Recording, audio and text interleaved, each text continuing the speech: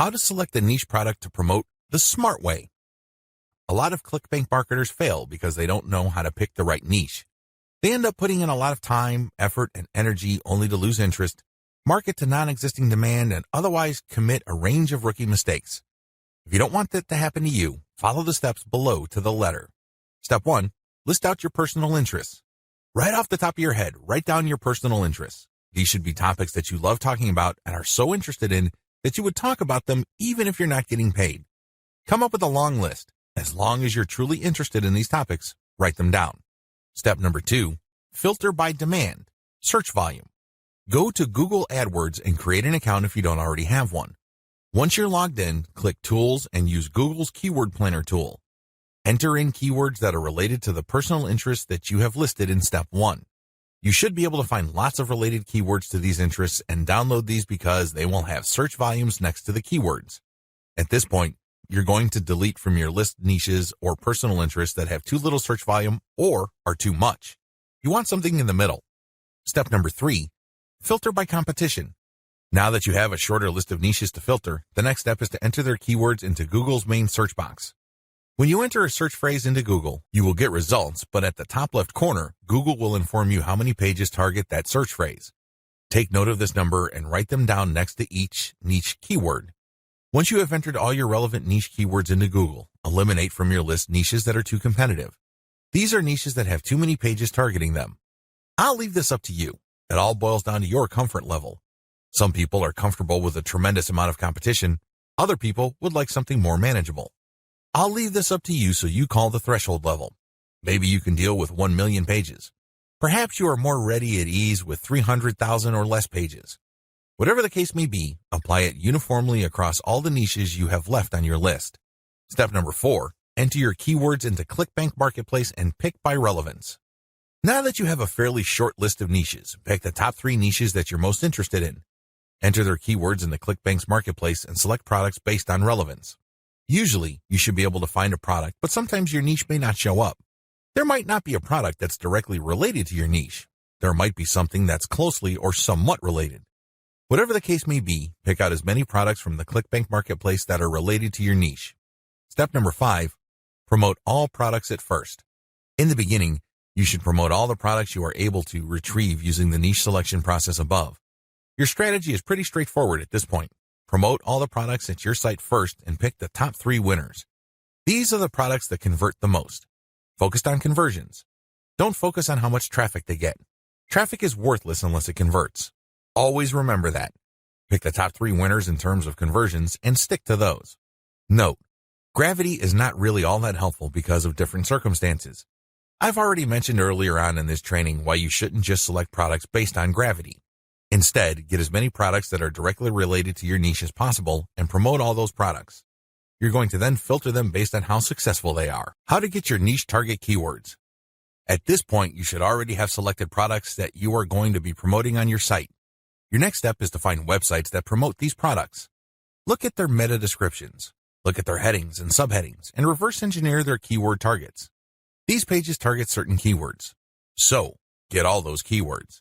Next, use Google's Keyword Planner tool again to find even more keywords related to these products. At the end of this process, you should have a long list of pages full of keywords that are related to the products that you are promoting. What are you going to do with your keywords?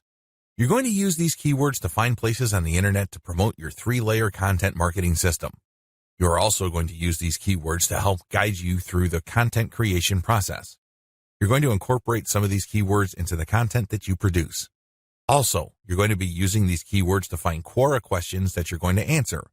You're also going to use these keywords to turn them into questions that you will publish on Twitter. Quora Answer Marketing. What follows is a step-by-step guide to marketing on Quora. I've already described what Quora is and how it works in the overview section. If you need a refresher, check video 3 once again to get a clear understanding of what Quora is, how it works, as well as its advantages and disadvantages. In this video, I'm going to step you through the process of how to promote on Quora.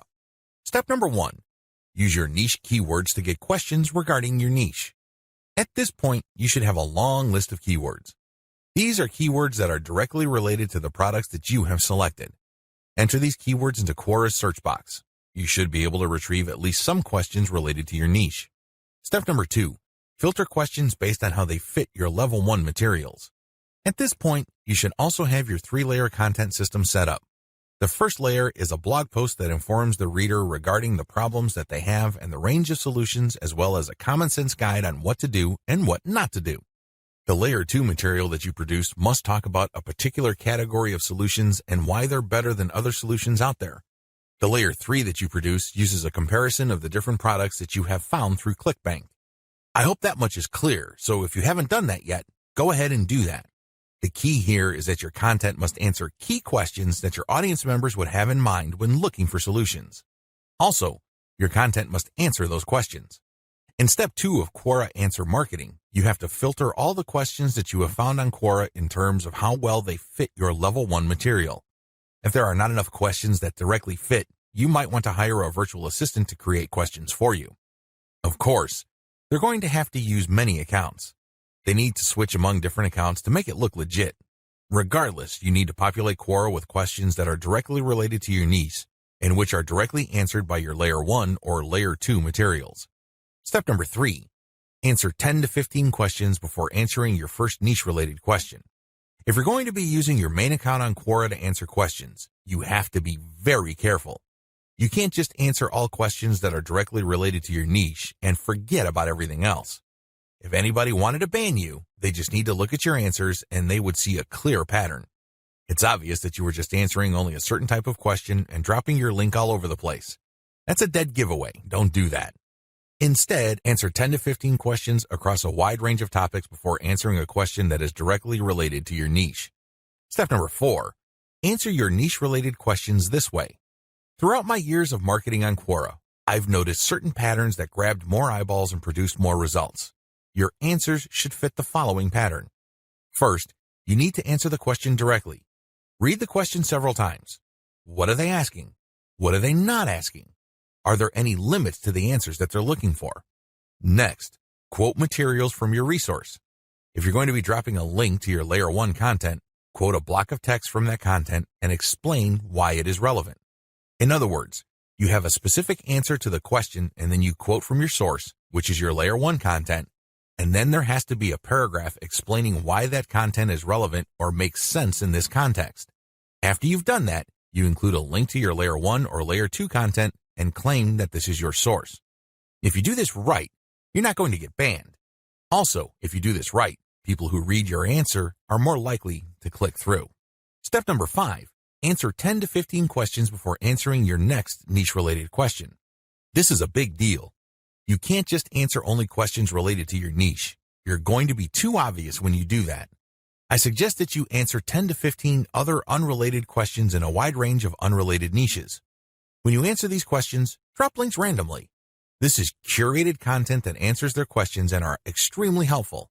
These links are not related to your niche. When you do this, you build authority. You begin to look like a legitimate and bona fide member of the Quora community. Step number 6, drop your target link 15% of the time and do not copy and paste. It's really important to establish a healthy ratio of linked posts on Quora. As I keep repeating, when administrators check your account, they must not see a clear pattern. You must throw them off. Your account must look legit. Your account must look like the account of somebody who truly likes helping people by answering their questions. How do you do this? Only 15% of your total posts link to your own pages. The rest link to other third-party content or do not have links at all. Also, none of your posts are simple copies and pastes of each other. You're not just using some template over and over again. If you are able to do this and you are able to maintain a 15% ratio, you probably will not get banned for spamming. I can't guarantee anything, but the chances of you getting banned are going to be lower than people who just drop a link every time they post. Comment on blog posts that use Facebook comments. Here's the step-by-step directions you need to follow for this marketing technique. Step number 1, use your targeted keywords in Google to find blog posts that use the Facebook Comments plugin. Use this search parameter, your keyword or key phrase here, plus Facebook Comment plugin. Of course, modify that search string with your specific keyword. You use one keyword at a time. I know you have a lot of keywords on your list. Do unique searches for each one of your keywords using that string, and you should be able to retrieve a lot of results on Google. Step number 2, go through each result and filter them based on relevance to your layer 1 content. Click through each and every result. Read each post. Does it make sense to comment on this post and refer to your Layer 1 content? Is there a strong enough connection? If the answer is yes, then copy and paste that result to a separate file and keep filtering your results. At the end of this process, you should have a long list of blog posts that use the Facebook comment plugin that are related enough to your niche. Given this topical similarity, it's easier to post your link on your responses to these posts. Step number 3, answer issues raised by the blog post. It's very important to signal to whoever wrote the blog post you're commenting on that you actually read their post. This means you're going to avoid posting, "Hey, good job," or "I love this post," or other similar garbage. Instead, you're going to repeat some of what they said and explain your understanding of it. Then, you're also going to raise issues with them or raise questions. You may not agree, and say so. After you do that, raise key points that are related to your Layer 1 content, and then quote a segment of your content and then post a link. Done properly, your comment is not going to look like spam. Instead, your comment actually enhances the content that you're commenting on. Step number 4, make sure you only post when there's a direct fit. I can't repeat this enough. You must only post comments on a blog post that directly fit your niche. There also has to be a natural progression from your level 1 content to whatever content you're commenting on. Step number 5, pace yourself. Look at each post as an investment. It's going to take you some time to craft a winning comment. You can't rush through this. You can't post garbage. You definitely cannot copy and paste the same answer over and over again. This is why you need to pace yourself. Each comment should be at least 200 to 300 words if you're doing this right. Obviously, you can't do this all day, so set up a schedule where you're commenting maybe 10-20 times per day. The good news is this is an investment. If you're only posting high-quality materials, chances are most of your comments will not be taken down. Also, chances are people are actually going to click through. Shortcuts. Hire a virtual assistant from CongoPlus.com for only $30 per day. Not only can you set quotas with them, but they only list people who have a college degree and who have a strong command of the English language. Similarly, you can hire virtual assistants from places like Fiverr.com. Whatever you do, make sure you screen English proficiency if you're going to ask them to help you with this form of ClickBank marketing.